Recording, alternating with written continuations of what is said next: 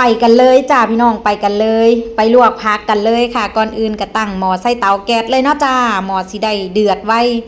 หม้อเดือดแล้วเฮาก็สิใส่ผักของเฮาเนาะค่ะลงไปในหม้อเลยผักอันนี้สิเป็นผักกาดดองเนาะค่ะก่อนที่เฮาสิเอามาลวกหรือว่าเอาไปต้มกินเฮาก็สิไปล้างทำความสะอาดให้เรียบร้อยเอาขี้ฝุ่นขี้ดินออกเนาะค่ะแล้วเฮาก็เอามาลงไปในหม้อคือเก่าค่ะพี่น้องเอาลงไปในหม้อน้ำเดือดเลยจ้าแล้วเฮาก็พลิกซ้ายพลิกขวาให้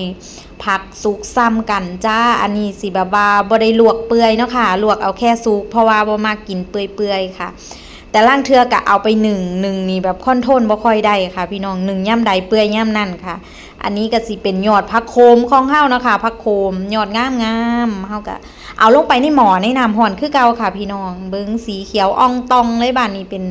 เริ่มได้กลิ่นหอมแล้วล่ะพี่น้องแต่ว่าคนบ่มากินผักก็สิว่าคิวเนาะแต่ว่ามีหน้ามากินผักแห้งๆค่ะพี่น้องอันนี้ก็สิเป็นเมนูโปรดอีกเมนูหนึ่งเมนูมากเลยล่ะจ้าเพราะว่ามากินผักโขมแห้งเพิ่นว่า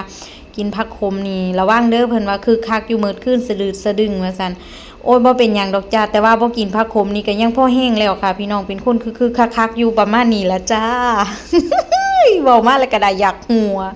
แล้วผักของเฮาก็สุกแล้วเรียบร้อยเนาะค่ะตักใส่จานพร้อมเสิร์ฟเลย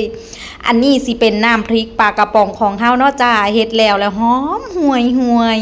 ตาแซ่บพี่น้องปลากระป๋องลำพังบ่ปรุงใส่อีหยังก็แซ่บพอแห้งแล้วอันนี้เอาไปปรุง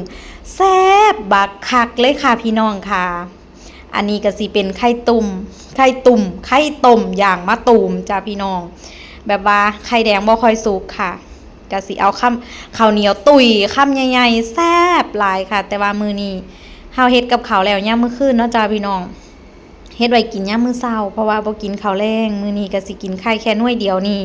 แล้วก็สิไปอาบน้ำนอนค่ะพี่น้องช่วงนี้น้ำหนักขึ้น